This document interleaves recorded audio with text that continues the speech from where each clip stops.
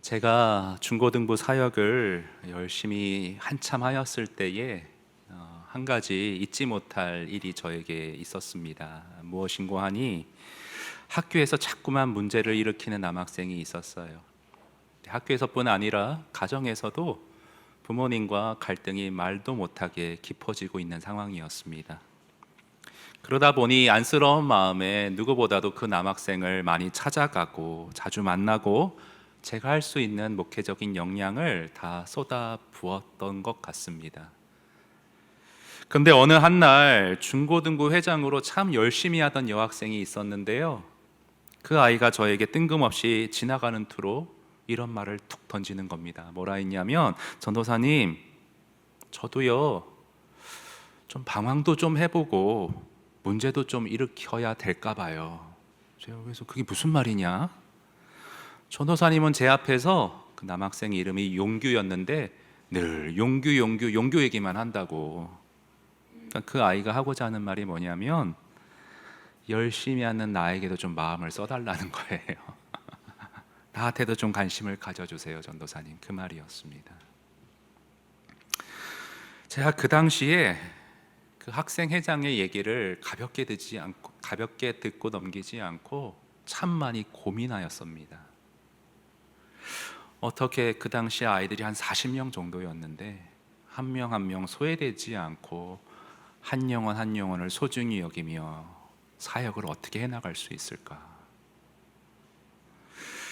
오늘 본문을 보면요, 그때와 비슷한 고민, 비슷한 의문이 이 비유 안에 들어있는 것을 여러분 혹시 발견하셨는지 모르겠습니다.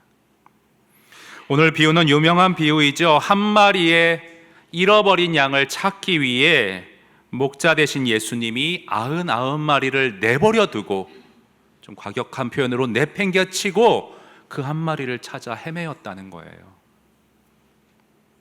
목회 현장으로 끌고 와 볼까요? 너무 어려워하는 성도, 힘겨워하는 성도에게 모든 걸 전심전력 쏟아붓고, 그러면 나머지 성도는 어떻게 해야 하느냐?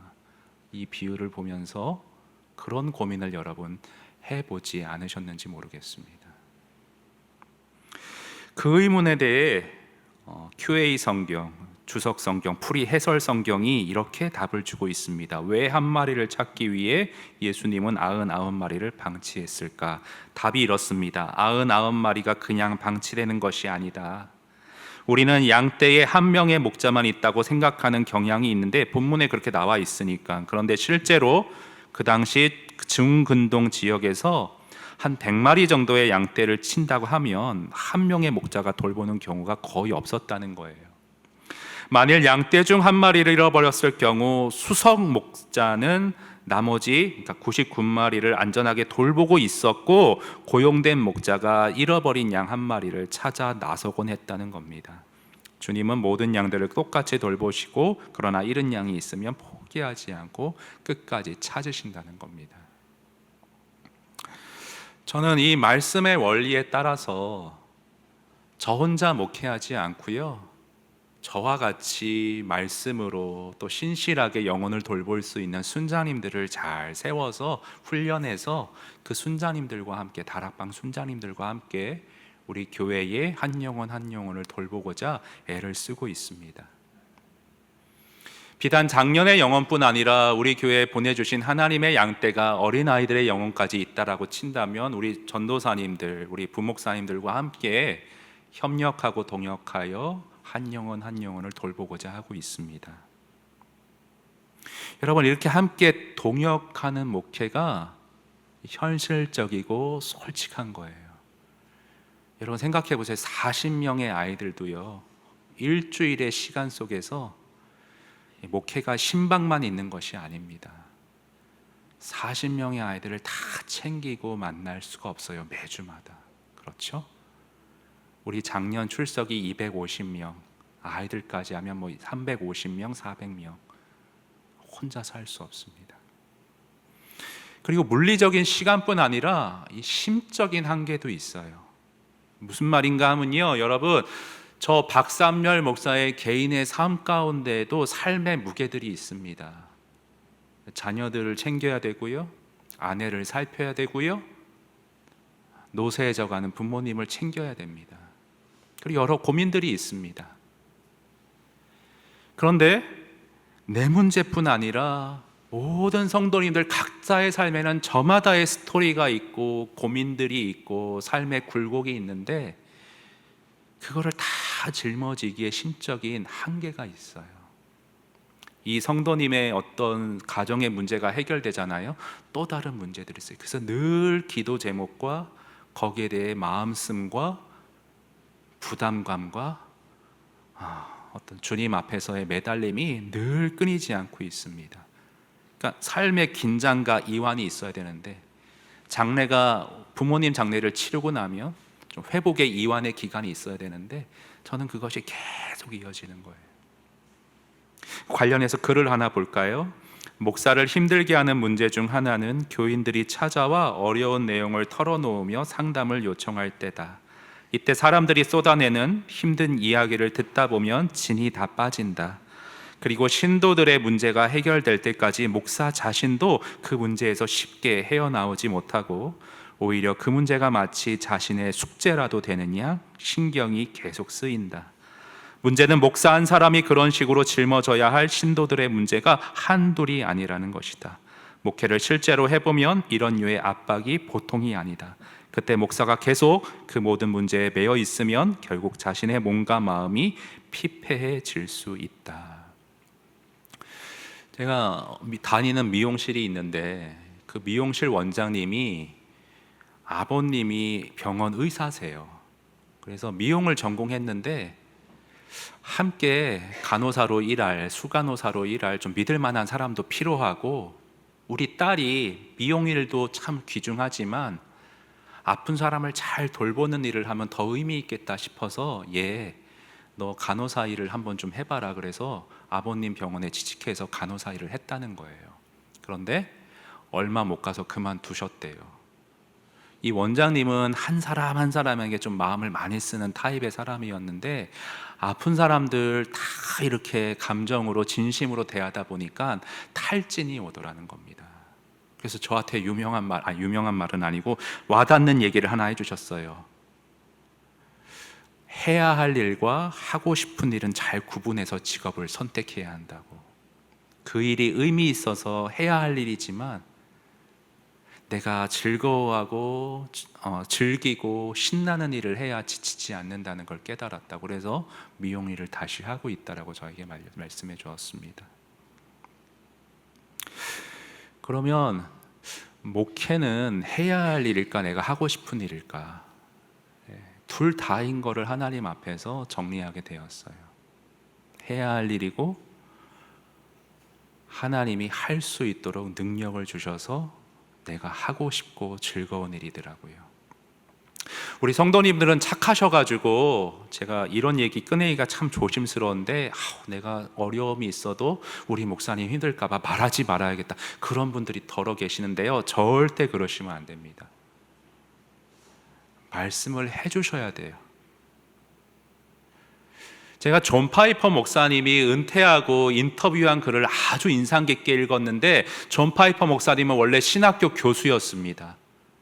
목회로 부르심을 받고 고민이 한 가지 있었어요. 성도들의 다양한 삶에 내가 끌어안고 눌리다 보면 성경 연구를 더 깊이 못하는 게 아닌가 그런 고민이 있으셨대요. 근데 은퇴 후에 하신 고백이 뭔 줄 아세요? 나 혼자 저는 성경을 가지고 씨름해도 못 봤을 진리들을 성도들의 삶의 어려움을 끌어안고 말씀으로 갔을 때 더 많은 말씀의 세계를 열어주셨다고. 저와 여러분의 만남은 우연이 아닙니다. 하나님께서 여러분의 삶을 주관하고 계신데 어려움이 있다면 저에게 나눠주셔서 제가 그 삶의 문제를 끌어안고 말씀으로 들어갈 때에 이 설교 강단에서 삶과 어우러지는 말씀이 나가게 되는 것이고요, 그 당사자뿐 아니라 비슷한 삶에 고민 있는 사람들이 성령의 음성을 듣게 되는 원리인 것입니다. 말씀을 해주셔야 돼요. 저는 그 문제를 제가 끙끙거리지 않고 말씀의 주인이신 삶의 주관자이신 하나님 앞으로 가져나가거든요. 탈진한다, 번아웃 된다 이런 걱정하지 마시고 은혜를 공급해 주시는 아버지가 계시니 저에게 삶을 나눠주시고 어려움을 가져와 주시기를 부탁을 드립니다. 그런데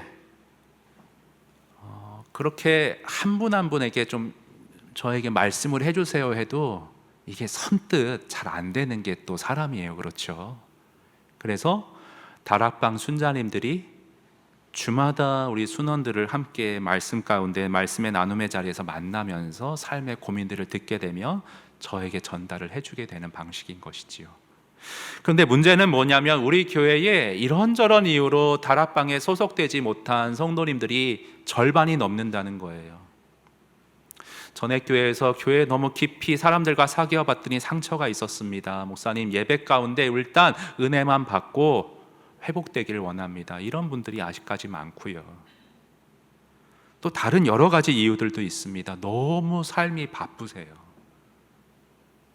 주말이면 거의 쓰러져 지내 듯하게 저기 멀리 서울로 출퇴근하고, 아니 서울로 출퇴근하지 않아도 저는 송도에 직장이 있는 분들은 삶의 여유가 있을 줄 알았는데 웬걸요? 매일 야근하신대요. 초등학생인 아이가 있는데 직장이 가까우니까 아이 얼굴을 한 번도 못 봐서 저녁은 집에 와서 먹고 또다시 직장에 나가신대요. 그렇게 살고 계시더라고요, 우리 성도님들이. 그래서 고민을 하게 되었습니다. 설립 3주년을 맞이하여서 이제는 내 목회를, 우리 교회의 방향을 점검해 보아야 할 3주년 시점인데 3년이 고비라고 하거든요. 개척교회가 은혜 가운데 잘 지나가고 있는데 중요한 일, 목회의 핵심, 한 영혼 한 영혼을 나는 정말 잘 돌보고 있는가. 다락방을 통해 순자님들과 동역해야 되는데 그러지 못한 성도님들은 내가 어떻게 책임감 있게 그 영혼을 잃어버리지 않게 전심전력하여 섬길 수가 있을까. 그러면서 누가복음 15장을 다시 보게 된 거예요. 근데 그 풀이를 아까 다시 한번 보시면요, 화면 띄워주시겠어요? 수석 목자라고 돼 있잖아요. 저는 이걸 아까 순자님들과의 동역이라고 얘기했는데, 수석 목자라는 풀이 가운데 그 옛날 중고등부 학생들을 섬길 때 고민되었을 때 부목사님이 저에게 해주셨던 말씀, 전도사님은 예수님이 아니에요. 수석 목자가 아니에요. 전도사님이 다 하려고 하지 마세요. 그 아이들 예수님을 알게 하고 예수님을 붙잡고 신앙생활할 수 있도록 예수님과 연결해 주세요. 그 말이 이 수석 목자라는 단어 가운데 다시금 생각이 났습니다. 아직 다락방에 소속되지 못한 우리 성도님들은 내가 이 주일 강단을 통해서 또 제자 훈련을 통해서 예수님과 긴밀하게 관계 맺고 그 예수님 손 붙잡고 삶의 여러 고비들을 넘길 수 있도록 내가 거기에 초점을 맞춰서 한 영혼, 소중한 한 영혼들을 섬겨 가야겠구나, 그렇게 다짐을 했던 지난 일주일이었습니다. 여러분, 이번 연도부터 우리 교회는 제자 훈련을 시작하고 있는데요, 제자 훈련에 대해서 오해하는 것들이 참 많으세요. 대표적인 게 뭐가 있냐면, 제자훈련 뭐냐, 그냥 열심히 성경 공부시켜서 교회 열심히 봉사하는 사람들 만들어서 그 사람들이 전도해서 교회 사이즈 불리는 것, 그것을 제자훈련이라고 오해하는 경우들이 있어요. 나는 그렇게 사용되지 않을 거야. 아니에요, 여러분. 저는 그렇게 제자훈련 하지 않습니다. 교회 키우는 것이 제 목표가 아닙니다. 여러분, 한 영혼 한 영혼이 말씀 가운데 살아계신 예수님과 긴밀하게 관계 맺고 그 사랑의 관계 가운데 인생길을 그분과 동행하며 걸어나가게 만드는 것, 성화되게 만드는 것이 제가 제자훈련하는 목적입니다. 아멘이 안 나오시네요. 제가 아멘을 웬만해선 강요 안 하는데 이 포인트에선 좀 해주셔야 될 것 같아요. 감사합니다. 제자훈련 하실 거죠? 제 어떤 목회 철학이 아니라 우리 한국교회 제자훈련의 시초라고 하시는 옥하는 목사님이 그런 식으로 제자훈련을 하셨어요. 옥 목사님과 20년 가까이 동역하시고 제자훈련 사역을 집중적으로 하는 사랑의 교회가 세운 국제제자훈련 원장으로 계셨던 김명호 목사님이 옥 목사님 소천하시고 추모하는 그 영화 제자 오카눔이라는 영화 인터뷰에서 이런 말씀을 하셨습니다. 함께 좀 보시겠습니다. 옥 목사님을 옆에서 지켜보면서 느꼈던 것은 교회의 덩치를 키워가기 위한 방편으로 제자훈련을 사용하신 적이 없다는 것입니다. 목사님은 한 사람에게 집중하시고 그 사람의 삶이 변화되어서 예수님 닮은 모습으로 조금씩이라도 바뀌어 나가는 모습에 관심을 가지고 제자훈련 사역을 하셨습니다. 그래서 제자훈련하면 늘 빠지지 않고 떠오르는 단어가 한 사람입니다. 제자훈련은 교회 전체를 놓고 하는 것도 아니고 소그룹으로 모이기는 하지만 그룹 단위를 대상으로 하는 것도 아닙니다. 오직 소그룹 안에 있는 한 사람, 그 한 사람의 영혼을 쳐다보면서 그들의 삶 속에 정말 예수님을 닮아가기 위해 필요한 것이 무엇인지를 집요하게 질문을 던져 생각하게 만들고 그리고 실천하게 만드는 것이 목사님이 일평생 힘써온 제자 훈련이었습니다. 한 영혼이 소중하면 1대1로 만나서 1대1 양육을 해야 되지 않을까? 아니요. 그 소그룹이라는 환경이요, 우리 삶의 인격이 변화되는데 너무나도 효과적인 환경입니다. 목사가 계속 가르친다고 삶이 변화되지 않아요. 제자 훈련 때 저는 말을 가급적 안 하려고 합니다. 성도님들이 말씀 앞에서 고민하고 삶과 엮어 말씀의 간증을 나누도록 계속 이끌어요. 그럼 목사가 아니고 나랑 같은 성도인데, 직장인인데, 저 사람이 이 말씀 앞에서 이런 묵상을 하고 이런 결단을 하고 이런 변화를 보이는 것을 소그룹 가운데 나누면 그것이 그렇게 도전이 될 수 없어요. 성령이 그 나눔을 통해서 삶을 터치하세요. 그래서 삶이 변화되어져 갑니다. 그래서 소그룹으로 모이는 것, 소그룹은 효율적인 양육의 방편일 뿐 최종 목적은 그 소그룹에 속한 한 영혼 한 사람이 변화되어 가는 것이에요. 그런데요, 제가 아까도 잠깐 말했듯이 이 제자훈련에 저는 많은 성도님들이 좀 들어왔으면 좋겠는데, 이번에 큐티 학교도 얼마나 들어오셨는지 잘 모르겠는데 너무 삶이 바쁘세요. 그리고 제자훈련에 대해서 다른 교회에서 이렇게 공포감이 좀 있습니다. 제가 실제로 남집사님들 직장반 제자반을 다른 교회에서 이끌었을 때 연차가 1년에 15일이잖아요. 그 연차 15일을 제자훈련 숙제하는데 다 쓰신 분이 계세요. 그러니까 너무 바쁘니까 모임 전날 하루 연차 내서 밀린 숙제를 다 하는 거예요. 제가 그래서 그 제자훈련 이렇게 쭉 이끄시는 멘토 목사님한테 질문을 드린 적이 있어요. 이렇게까지 해야 되냐고, 우리 성도님들 바쁜데. 근데 그 목사님 말이 너무 제약된 루틴을 갖고 있기 때문에 정신없이 몰아쳐야 좀 삶이 정리가 된다고. 근데 저는 그거는 너무 제 성품하고는 안 맞는 것 같아요. 1년 동안 가정이, 그 아내 집사님이 너무 힘들어 하더라고요. 남편이 전혀 직장이라고 거기에만 올인하니까 가정도 돌봐야 되는데. 그래서 저는 과감하게 한 2년 동안 고민하다가 선택과 집중으로 과제를 팍 줄였습니다. 너무 여러 개를 다 하려고 하기보다는 정말 제자훈련의 제자도의 핵심, 그 순종, 기쁨, 이런 키워드를 딱 잡아가지고 거기에 집중적으로 파고들도록 다 가지치기를 했습니다.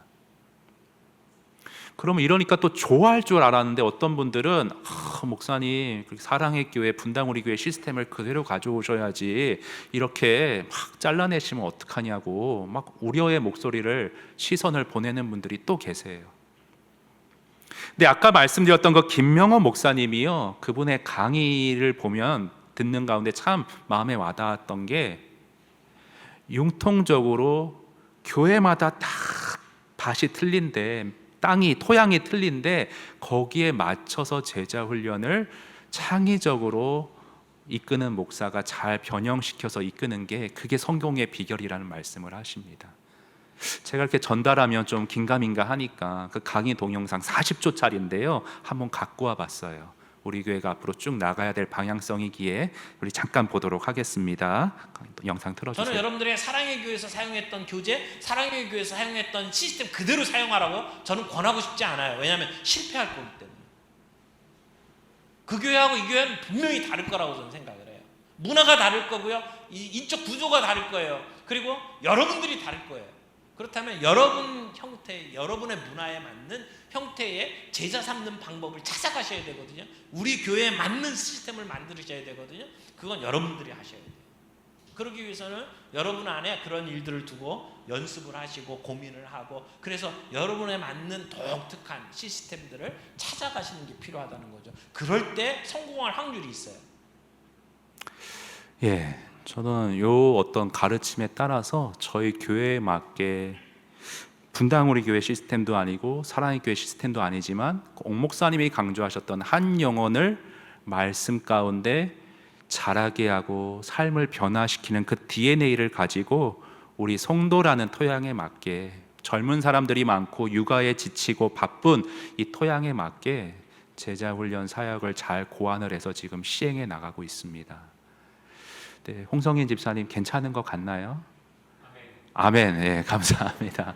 그래서 여러분, 다음 연도에 다음 기수에 너무 두려워하지 마시고 신청해 주셨으면 좋겠어요. 많이들 관심을 가지고. 제가 여러분을 괴롭게 하거나 교회 사이즈를 불리거나 그런 목적이 아니라, 어떻게든 한 영혼 한 분 한 분이 너무나 귀중한데 잘 섬겨 드려야 되는데 방법이 뭘까 고민하다가 찾은 결론이 제자훈련이기에 여러분을 초청하는 것입니다. 제자훈련 해보니까요, 야, 이렇게 내가 일평생 한 영혼에게, 이 집사님에게 많은 걸 쏟을 수 있을까? 봄학기 한 14주, 가을학기 14주, 그 시간 동안 말씀을 놓고 그 집사님과 개인적으로 신방하거나 교제했을 때는 나눌 수 없었던 말씀에 깊이 있는 얘기들을 집중적으로 나누거든요. 야, 내가 이렇게 사람을 목양할 수 있을까? 너무 제자훈련이 좋은 방편이구나, 그렇게 느끼고 있습니다. 말씀의 결론을 내면서요, 저는 마지막으로 결론적으로 강조하고 싶은 것은 그래도 좀 은혜입니다. 여러분, 이게 무슨 말인가 하면, 한 영혼 제자훈련 꼭 빼놓지 말아야 할 것이 은혜라는 것을 좀 강조드리고 싶어요. 제자훈련하는 교회 이렇게 보면요, 굉장히 교만해지기가 쉽습니다. 늘 얘기하는데, 나는 담임 목사님하고 1년 동안 집중적으로 말씀을 공부했어. 로마서 8장 같은 걸 막 다 외우게 하는 교회도 있죠. 로마서 8장 한 구절이라도 외우세요. 나는 한 장 전체를 외워요. 교만해져요. 그리고 뭐 몇 기수 무슨 해병대처럼 해가지고 제자훈련 나는 1기라고 막 이렇게 해가지고 교회에서 막 어깨가 막 이만해져가지고 다 절대 안 가요. 말씀 앞에서 순종이라는 키워드 앞에 순종하지 못하는 내 자신을 적나라하게 보고 주님 앞에 더 철저하게 깨어지고 엎드리는 과정이 제자훈련이에요.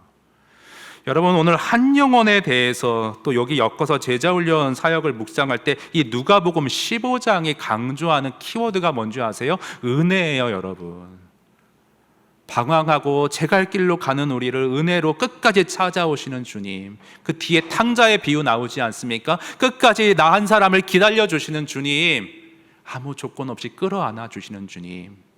제자훈련을 제대로 하는 교회는 은혜가 넘쳐나야 할 줄로 믿습니다. 교만이 설 자리가 없어야 돼요. 제 사촌 여동생이 있습니다. 저랑 4살 차이인데요, 젊은 나이인데 혈액암이 걸렸어요. 이렇게 투석을 하고 항암을 하는데 그 수혈을 받는 과정에서 혈액형이 바뀌었습니다. O형인데 B형으로 바뀌었어요. 그런 경우 처음 봤는데 얼마나 힘들었을까. 근데 그 아이가 결혼을 했어요. 너무 좋은 사람을 만나서 건강도 많이 회복되어지고 결혼을 했습니다. 근데 이렇게 신부 입장할 때 결혼 행진곡 하지 않습니까? 근데 요즘은 제가 주례했을 때 우리 홍영재도 있지만 찬양자매랑 엔양가 그 음악 이렇게 틀어가지고 되게 개성이 있고 좋다, 그런 어떤 외국 가수의 곡을 딱 틀고 입장했을 때 멋있었는데, 우리 사촌 여동생은 입장할 때에 은혜 아니면 그 곡을 틀고 왔어요. 은혜 아니면 나 서지 못하네. 십자가의 그 사랑, 그 은혜 아니면 나 서지 못하네. 제가 얼마나 감동이 됐는지 모릅니다. 여러분 인생에, 또 제 인생에 혈액암과 같은 그런 큰 높은 고난의 파도를 만나기 절대 원치 않습니다. 그러나 각자의 삶에 죄악되고 불완전한 인생 가운데 여러 파도들을 저도 그렇고 여러분도 피할 수만은 없을 것입니다. 그러나 저는 한 가지 인생의 정답을 알고 있습니다. 우리가 말씀으로 찾아오시는 하나님의 한량없는 사랑과 은혜에 푹 잠겨 살아갈 수 있다면, 그 은혜를 즐거워하는 제자가 될 수 있다면, 그 삶의 모든 파도들이 우리를 덮치지 못할 것입니다. 언제나 은혜 안에서 촉촉하게 행복하게 살아가는 우리 교회가 될 수 있을 줄로 믿습니다. 우리 교회 성도 소리교회를 찾아주신 귀한 한 영혼 한 영혼, 한 분 한 분, 제가 물리적으로 심적으로 한 분 한 분을 다 섬겨드리지 못할 것이지만 약속드립니다. 주일 설교에 목숨을 걸겠습니다. 제자 훈련에 목숨을 걸겠습니다.